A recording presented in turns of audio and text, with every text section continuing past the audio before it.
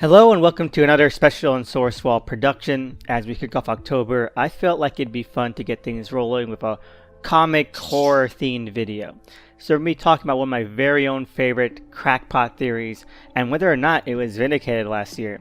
Now sit back, relax, and let me ramble on for a bit on why Alien, the sci-fi horror classic, might have originally been written as a horror comedy. Part 1, Alien.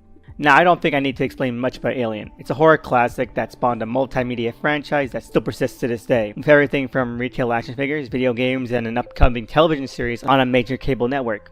The original film, written by Dan O'Bannon and directed by Ridley Scott, has been hailed as a masterclass of oppressively atmospheric horror, as well as a savvy update on the classic gothic haunted house genre, taking full advantage of the unknown in terms of story scope and actual visuals, with an instantly iconic and thoroughly mysterious monster skulking the confines of this ship that all the leads are trapped within.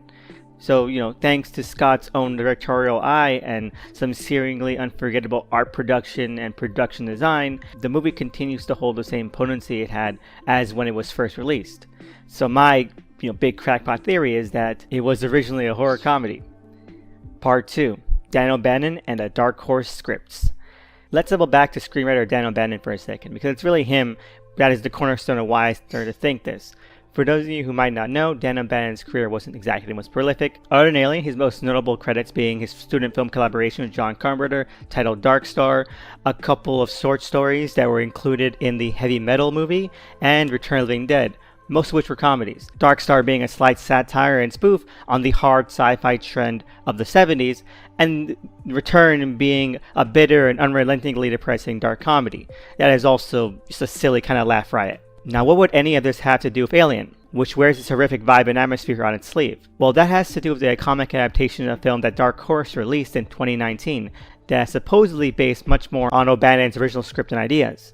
Now, Dark Horse had been doing a few script comic adaptations for a while, notable ones being George Lucas's original Star Wars script and the original William Gibson script to Alien 3, so this has been something they've been doing for a while and that they were used to. Now, as for the accuracy of these adaptations, none of us can rightly know, and we kind of have to take their word, so just bear that in mind. So when I was beginning to read the O'Bannon Alien comic, a few things stood out to me. But before we get into that, I feel like some background on Return of the Living Dead is in order.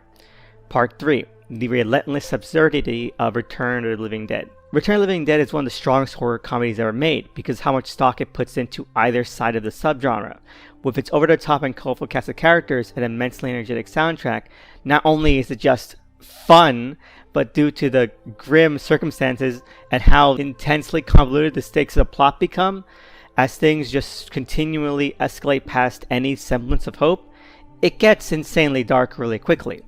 And that's really where the rub is, because even though the narrative itself becomes dire and honestly pretty somber at the end, with scathing indictments of the characters and the world's general incompetence, egotism, and self-serving attitudes that led to all this mayhem, the movie is just very aware of how absurd and ridiculous this escalation can seem. Every time things just get more out of hand, from the gas to the corpses to the ash to the acid rain to the smart zombies to even more corpses and repeat, the same borderline whimsical musical track played.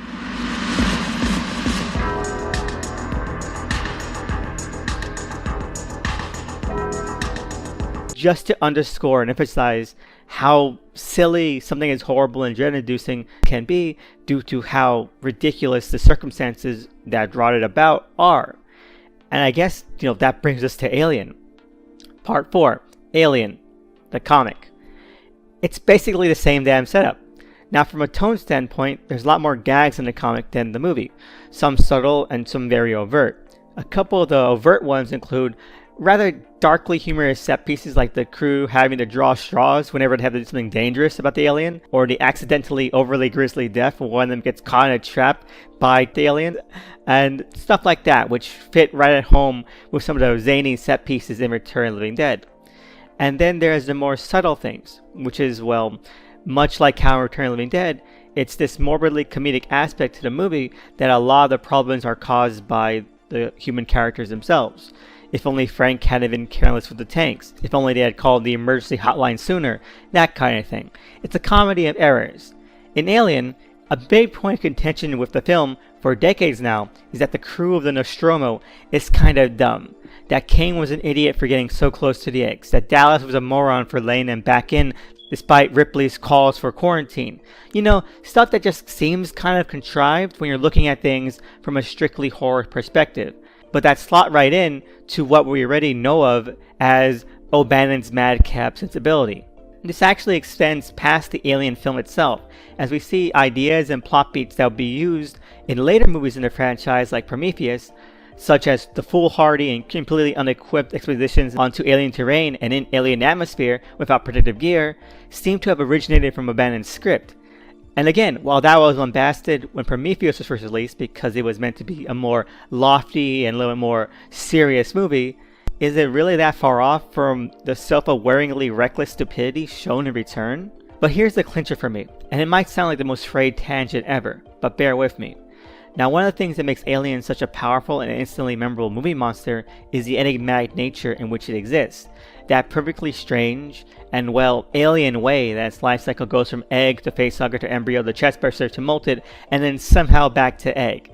And Ridley Scott has his own ideas about that. It's weird in the old school 1930s Lovecraftian way. It's unnatural, unearthly, and otherworldly. It's also just ridiculous. When you take into account the already established dumbassery that led them down this path, the insane and fantastical leaps in escalation that happen with the alien itself are basically in the same mold as the escalating chaos of Return. The gas, the ashes, the acid rain, and so forth is much akin to the alien itself containing this unpredictable lifestyle that flabbergasts and dumbfounds the crew at every turn. It's the same level of ridiculous absurdity. And yet, given the comics and hypothetically the script's more jokey tone, it opens up the story to that perspective. Oh, and by the way, the name of the ship in the script is Snark, which isn't really that subtle a name if you're trying to write a goofier kind of story. And the original design for the alien, before the artists of the comic did their own interpretation, was more along these lines in very infamous concept art. And you know, it just starts to all sort of fit together. Part 5. And so, like I said at the start, this is all unverifiable. Even in the collected edition of the comic, there's no offered insight. Like not even an afterword by the creators or some behind the scenes stuff like previous collections of these script adaptations had. So it really depends on whether you yourself are open to this idea. Could Alien have been a trial run or blueprint that O'Bannon eventually recycled the concept of, but with zombies? I mean, it wouldn't be the first time something like that would have happened. Michael Crichton's Westworld was infamously used as a prototype for what would end up becoming Jurassic Park. Oh, and I forgot. Now, this is a complete rumor that I don't think has been substantiated in any way other than anecdotally, and it's definitely not in this original screenplay comic. But one thing that's always been said about the original ending to Alien was that it was supposed to end with the xenomorph killing Ripley and then speaking in her voice to send out a distress call and attract more victims. And what happens in Return of the Living Dead? I'm in distress. Send more paramedics.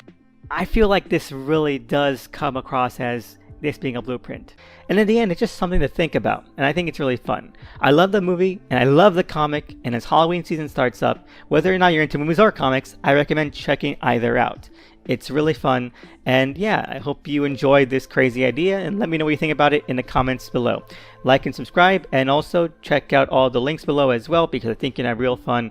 We have credits for the artist who does the logo, and also my Twitter, and just several other things I'm a part of. So have a great October. Can't wait to see you next week for some more spooky goodness. I have a few things planned.